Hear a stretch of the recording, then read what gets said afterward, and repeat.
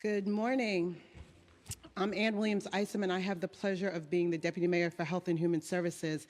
And I was just thinking this morning that in the midst of all of the things that one has to deal with in New York City and the challenges, we still have to focus on health.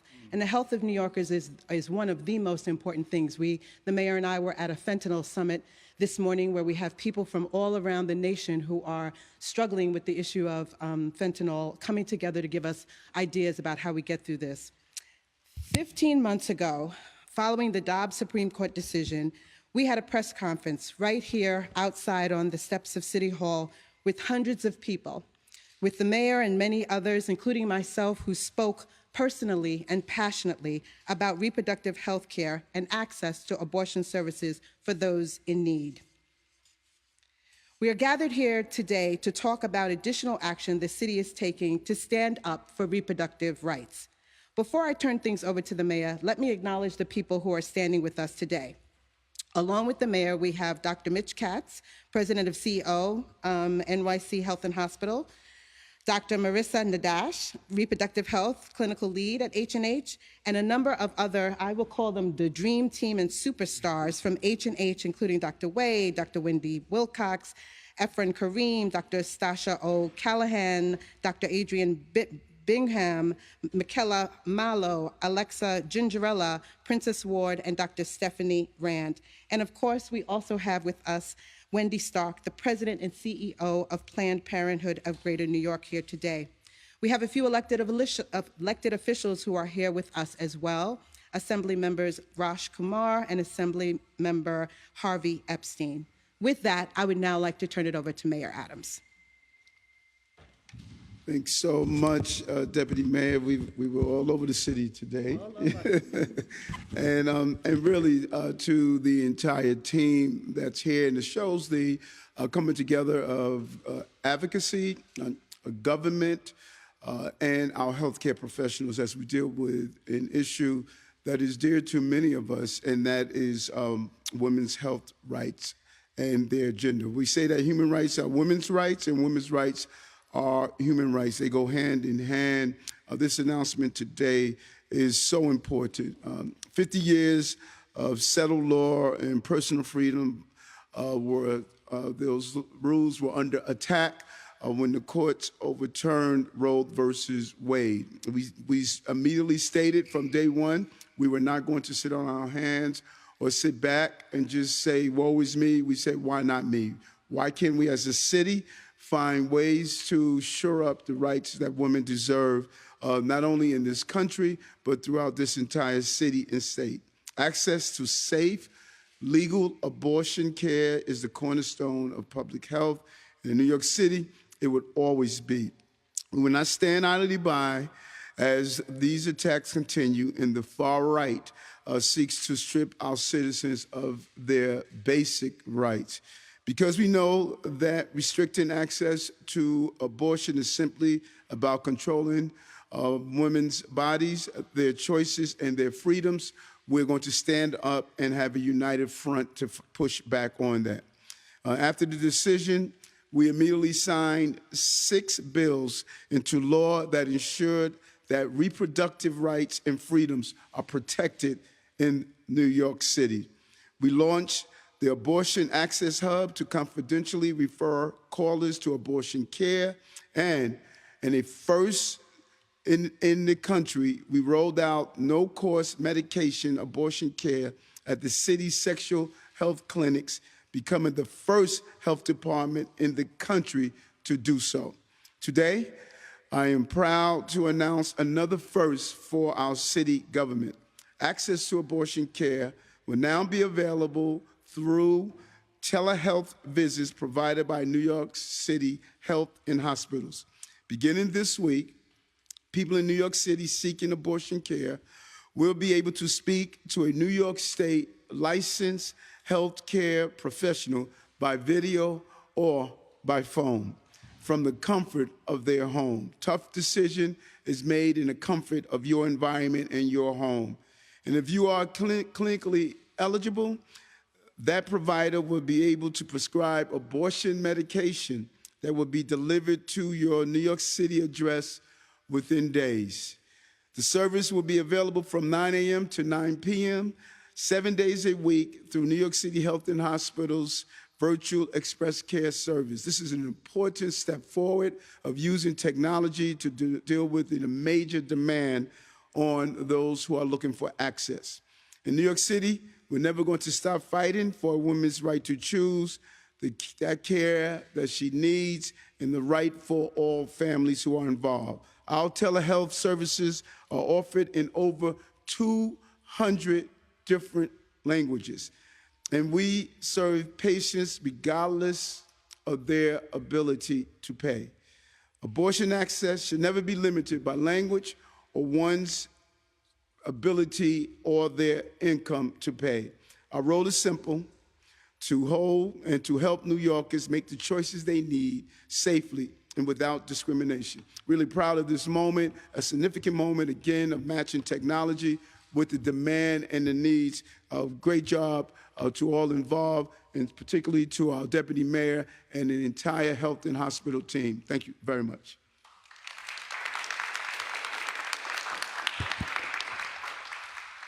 Thank you, Mayor. I was sitting here thinking that as the daughter of a midwife and as the mom of, I was going to say 2 daughters, but I should include my son in that too. I'm very proud to be raising them, they're grown, here in New York City where we have access to things of this sort. And to add briefly to what the mayor said, nationwide, according to the Guttmacher Institute, more than 50% of abortions are now occurring with the use of medication, showing the importance of what we're doing here in the largest city in the country to provide accessible reproductive care through a method, through telehealth, which allows New Yorkers to connect with their providers quickly and to discuss their health care trajectory. The mayor also talked about access that will be available to patients and how we're tackling access barriers for many who struggle to get visits with their providers. A person, it could be due to challenges in transportation, mobility, or other disabilities, or just in life circumstances. Ultimately, this action will once again meet people where they are by providing another method for them to seek the healthcare guidance they need in a timely manner. We all witnessed the power of telehealth services through the pandemic, and H&H's Virtual Express Care is an enduring tool to connect with patients. Now, let me turn it over to Dr. Nadash to say a few words.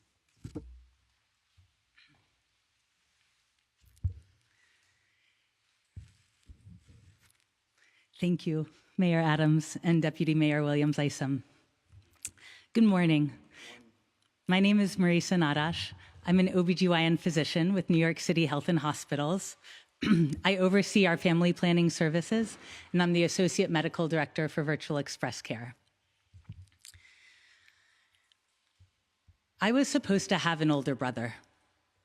My parents were expecting a baby boy, their first child, in the mid-1970s. 7 months into the pregnancy, my mom was diagnosed with a stillbirth. Devastated, she turned to her doctor for what to do. And still to this day, she talks about the care she received that day as kind and compassionate, as she ended the pregnancy very differently than the way she had planned. Today, across the country, people are struggling to find that same compassionate care for both abortion and miscarriage alike. The fear connected to pregnancies that end before their time is pervasive, and doctors and patients often are unable to follow the safest and the kindest path. I myself have 2 daughters and a son, and they currently have fewer rights under our federal government than their grandmother did. It is the history of my family, and it is the future of my family that leads me to provide full spectrum reproductive health care, including abortion care. I am so proud to work for New York City Health and Hospitals, our city's public healthcare system, where we recognize that healthcare is a human right and where we serve everyone regardless of immigration status or ability to pay. And today we're building on that with a new service, our telehealth abortion service. Abortion care is essential health care.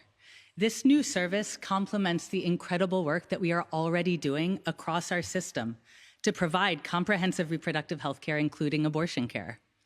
It is integrated into our obstetric and our gynecologic services at all of our hospitals, and we've had the opportunity to expand this care in many directions, thanks in part to the critical funding that was made available by Governor Hochul.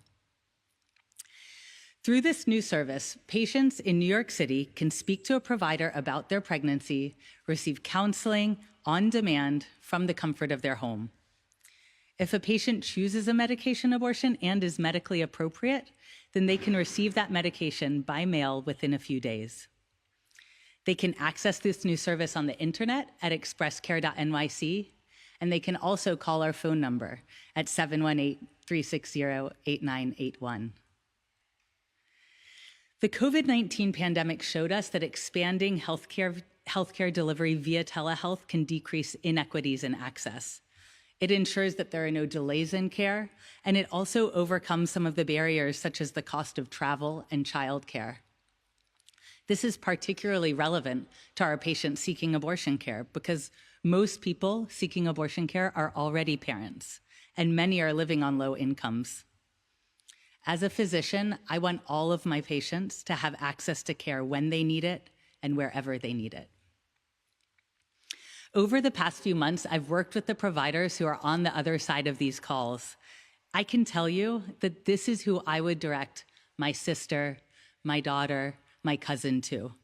They are experienced, committed, and compassionate providers who are ready to support our patients on their reproductive health journey. Our team looks forward to serving you. Thank you.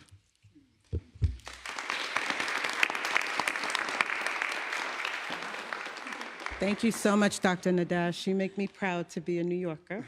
And we share, apparently, 2 daughters and a son, so we have to connect on that.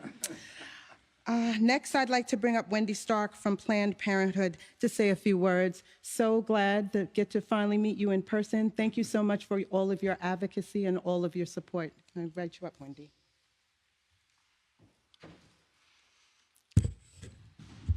Good morning, and thank you for being here today.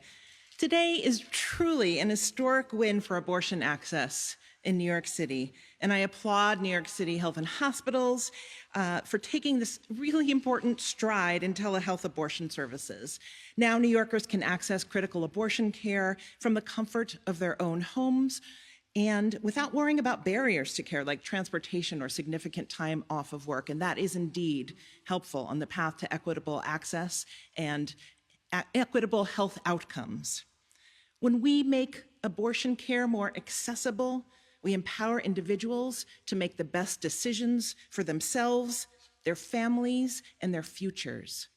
Abortion is healthcare, as Dr. Nadash said, and it should be available to all who need it without delay or difficulty. Thank you to Mayor Adams, to Deputy Mayor Williams-Isom, Commissioner Vassan, Dr. Katz, and the teams at Health and Hospitals for making this possible and for being such incredible partners in the fight for abortion rights and access. I'm thrilled to share with you that alongside this historic announcement from Health and Hospitals, Planned Parenthood of Greater New York also launches our virtual health center this week.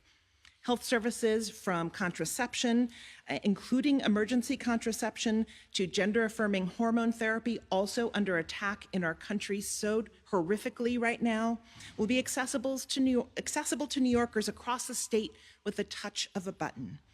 Our trusted providers are here as well to care for and support you where and when you need it. Today, we are one step closer to building a New York of reproductive freedom for all.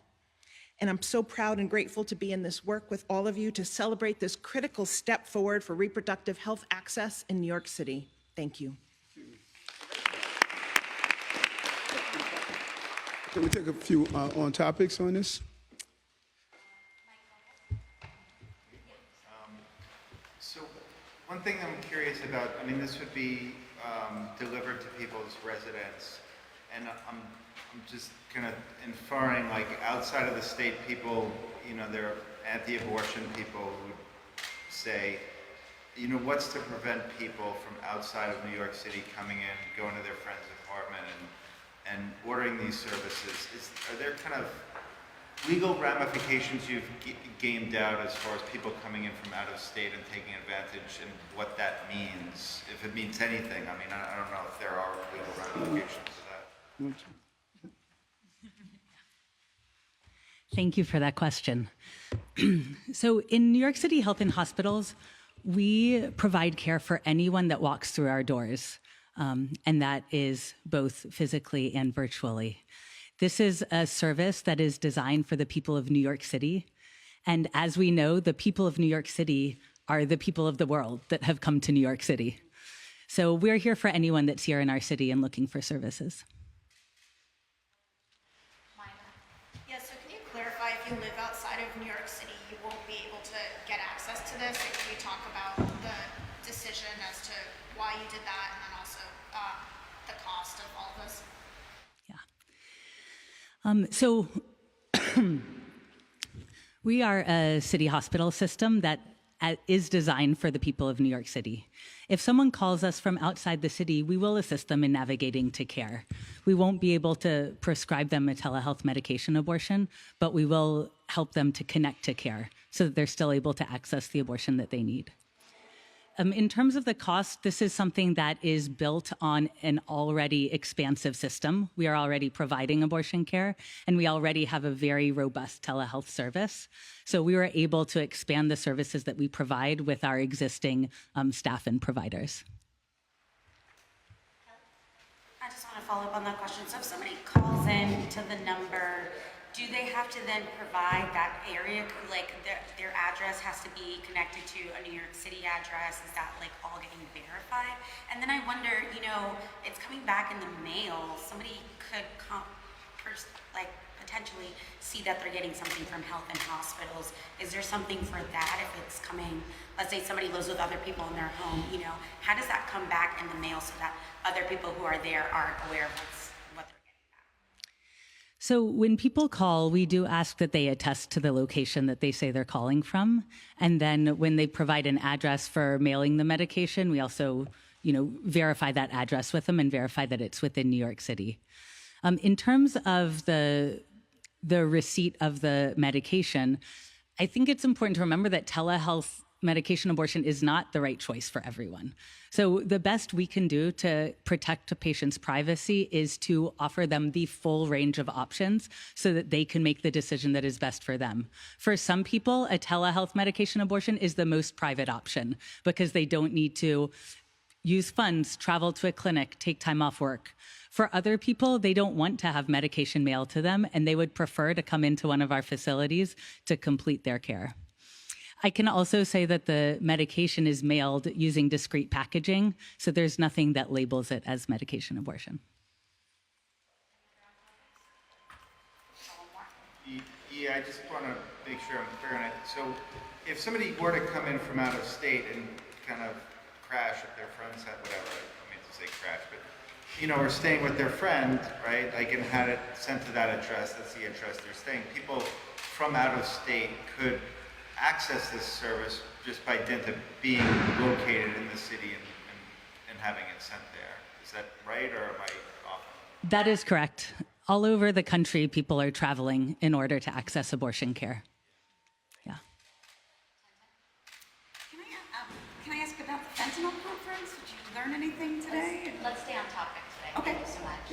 I know that out of our concern of making sure that we really respond to the off-topic questions that we get, I believe Deputy Mayor Levy sent out a notice that we're going to be holding once a week, just off topics, so you could ask whatever questions you want. I think we're doing that tomorrow on Tuesday. This would give you an opportunity so we don't mix the messages. We want to be as clear as possible. And the DM would be there. We'll have the DMs. And the DM would be there to go over this important summit. I want to thank her for doing it, and she'll go over the outcome. It's taking place right now. Okay? Thank you. Mr. Mayor, can you further explain that decision mayors have always taken on topics and off topics